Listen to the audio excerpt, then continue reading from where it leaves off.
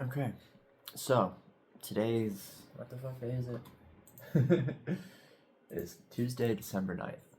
Um, I haven't made a video in a couple days because I've been kind of tinkering away. I um, I created an intro track. I called it Providence by Night. Um, it's not necessarily structured as a song. It's more of a mood. Um, it kind of creates a nice overture for things. Um, Rhythmic groove, a heavily filtered guitar hook, that just kind of creates this riding kind of, I don't know, it just creates an atmosphere. I think it worked really well as a start. Um, I gave it a single line of vocals that I just kind of repeated. Um, I heavily filtered that with like a phone walkie-talkie kind of sound. Um, just gave it some really nice texture, and it really kind of established things. Threw that right at the beginning, have that lead directly into Strawberry Moon. I think that works really well as like a 1-2 punch of here's what this is all about, and here's the fucking catch. Like, here's the energy, here's the single, I guess. And it sets things up nicely. I really like the tone that it creates. Initially, the song Venetian was going to be the one that started it, and it was just a little more lower energy and a little more simple and repetitive. I found that it works later in the track order, almost kind of like an in-between song, like an interlude type thing. Even though it does serve well as its own song, it is just kind of slower and a little more simple than the other songs. So it does work really well as an interlude, and I feel that it's stronger as an interlude than it was as an intro. I feel like if it was the intro track, it's not as gripping, I suppose. As like, if I have 2 minutes of your attention and you hear Providence by Night instead of Venetian, I'm happier with that, personally. Um, Aside from that, track order has been taking shape, as it sounds like from what I've been talking about here. I think I can fit maybe 1 or 2 more songs later towards the end. The last song is a song called Sienna Burning. As soon as I wrote it, once I figured out the way that it ends, it feels really good as an ending. I fighting my instincts of writing a fast song, a high energy song, a punk rock kind of song. I wrote a song called Body Language. That's the fastest song on the album. It still has the like a chorus phaser effect on the guitar, which gives it a kind of like, it gives it that death rock kind of vibe where it's a little bit more electronic than punk. So it's cool. It blends in well with everything else. And then once I finished that, I began kind of tinkering and polishing and adding little bits of things that I feel can work well to help transition in between songs.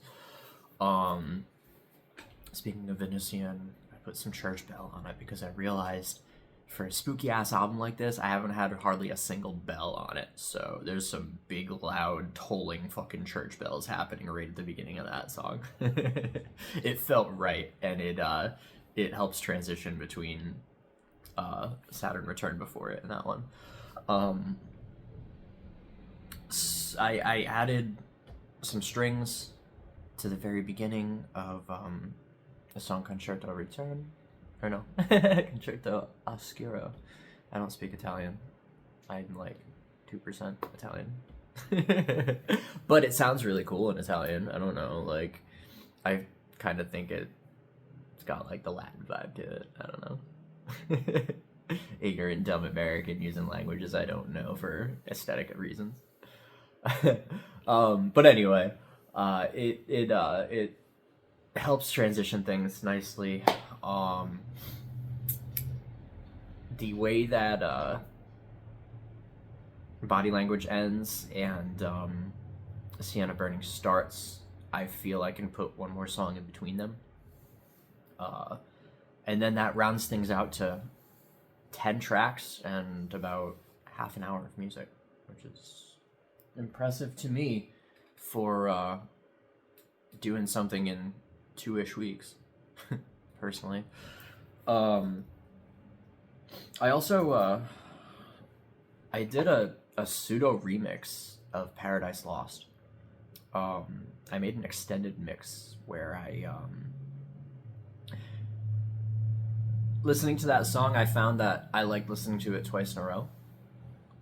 Just because I really love the rhythm of it. I love the vibe of it, and it feels good to listen to. So I almost doubled every measure and filled in the vocals here and there, stretched things out a little bit, gave everything a little more breathing room while keeping the drums consistent through the whole song. I'll probably put it at the very end, maybe, unless I release it as a separate single after I put out Soul Contract itself. Just because it's I don't know, man. I really like it. I really really like it. So I felt like I needed to do it.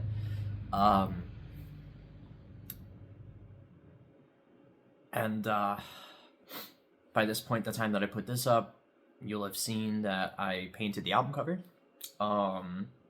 That was something that I was really really excited to do. That I spent a few days considering. Once I had the idea that I wanted to name an album Soul Contract, or at least a project, I knew that I wanted it to be like the cover to be purple. In a way that I can't explain. When I imagine like Reiki or energy transfer or the soul or anything kind of metaphysical like that, I'm not quite sure why, but I've always imagined it to be like purple, like a light white-ish, not quite pink, a little more blue, purple color. I don't know why, that's the vibe I got. So I knew I wanted to use black because but I knew that if I was going to incorporate any color onto that cover, it was going to be purple. So I was able to use that, and then threw a lot of silver on top of it and brushed down on it, and then flipped the canvas around, and you saw in the video. And it kind of, the initial idea was if it was going to be downward and like they're moving up and rounded at the top, like Soul's Rising. Then when I flipped it over, it kind of reminded me of like a lighter candle, like lighter fire, like the way that fire has base and then it plasms up, like making that like teardrop shape. It I don't know, it looked cool. I was happy with it. So I flipped it around a couple times and looked at it from all angles and decided which angle looked the best to me, and then I've overlaid it with some text to say Corey Croft and the Band of Phantoms and Soul Contract on it. So you will see that soon. But yeah, this morning I've been tinkering and fixing and making stuff flow better and playing with track order. I would very much like to try to write some more music today, just to kind of round things out, maybe 1 or 2 more songs, but we shall see, and how things will line up and work out. But I'm feeling very good about where we are right now. I was talking about it last night with a friend, and I'm so thankful that this chunk of time actually turned into something fruitful. I was afraid that I was almost putting too much pressure on myself to be productive and make something really good. And if I wasn't making something really good in this chunk of time, then the whole thing would have been a waste. So I'm very thankful that this worked out. I feel like if next year I do the same thing and I take 2 weeks off of work, it's not going to work out like this. I really don't think it will. I think that this is something very special, and I think this is just capturing a moment, capitalizing on it, and I don't know when I'll be able to do something like this again, get 2 weeks straight off of work, hide at home, and just like brainstorm for a few weeks uninterrupted and make something great. I haven't had this much time uninterrupted to work on music since making Crimes of Passion during lockdown in 2020. Um, so, and in 2020, between Crimes of Passion and the acoustic EP I released after that, I made like 24 songs in a year. It was insane. So to be able to do this in just like 2 weeks, like I'm ecstatic. I can't believe I was able to pull this off and get as far as I have with this so far. And yeah, I'm gonna finish this thing up and yeah, we're in a good place today.